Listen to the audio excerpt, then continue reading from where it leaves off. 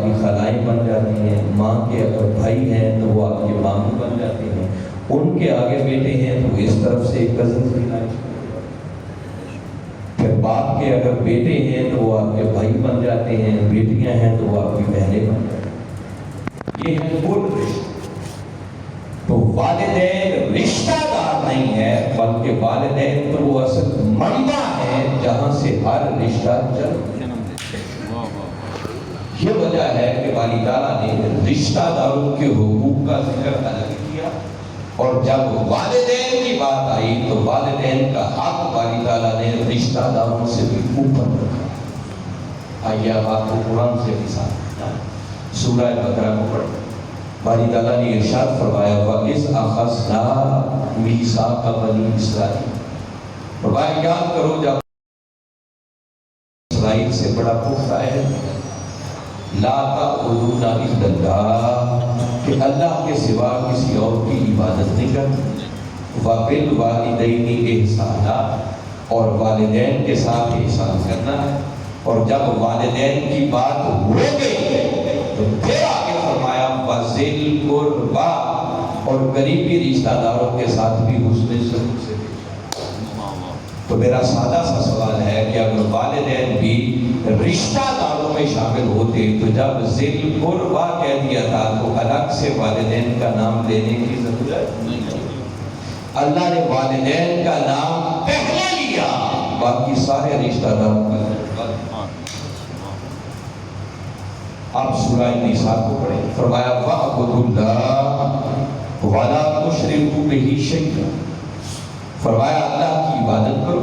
اس کے ساتھ کسی اور کو شریک نہ ٹھہراؤ۔ اور اتنی بات کر کے پھر حکم دیا وَبِالْوَالِدَيْنِ إِحْسَانًا، اور والدین کے ساتھ احسان کرو۔ جب والدین کی بات ہو گئی تو پھر فرمایا وَبِذِي الْقُرْبَى، اور قریبی رشتہ داروں کے ساتھ بھی اس نے سلوک سے بھی، تو جس کا مطلب رشتہ دار باپ میں ہے، والدین کا حق سارے رشتہ داروں سے بھی۔ پھر باری تعالیٰ نے ایک مقام پر فرمایا یسألونک ماذا ينفقون، محبوب آپ سے سوال کرتے ہیں کیا خرچ، فرمایا کل، محبوب اپنی میٹھی میٹھی زبان سے انہیں بتا دو ما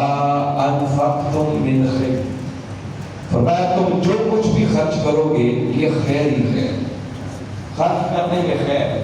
مگر فرمایا یہ سنتے جاؤ کہ تمہارے خرچ کرنے کے سب سے پہلے حقدار کون؟ جب خرچ کرنے کی بات آئی تو ساتھ ہی فرمایا فَلِلْوَالِدَيْنِ، بندے سن لے تیرے خرچ کرنے کے پہلے حقدار اگر کوئی ہے تو وہ تیرے والدین۔ جب والدین کی بات ہو گئی تو پھر آگے فرمایا وَالْأَقْرَبِينَ، والدین کے بعد پھر تیرے پر کیا کرے گی۔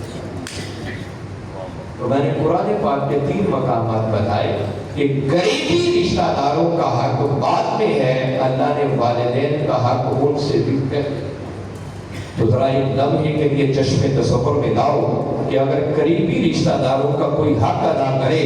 تو خدا کہتا ہے کہ میں پردے اٹھا کر اس کو اس نے مطلق کی حق ادا کروں۔ تو جو والدین کا حق ادا کرے گا ذرا سوچو مولا اس پر کرم کی کتنی کرم،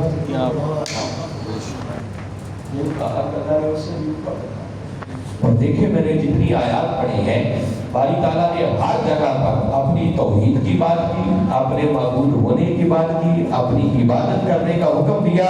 اور متصل بات اگر کوئی حکم دیا ہے تو وہ بالوالدین احسانا،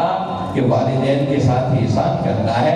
جس کا مطلب کہ اللہ اور اس کے رسول کے حقوق کے بعد اگر بندے پر پہلے نمبر پر کسی کا حق ادا کرنا ضروری ہے تو وہ بندے کے والدین۔ اب میں صرف ایک مقام کی روشنی میں تھوڑی سی اس کی وضاحت کرتا ہوں، جو کہ بہت لمبی گفتگو کرنا مقصد نہیں ہے، ایک مختصر وقت کے اندر ایک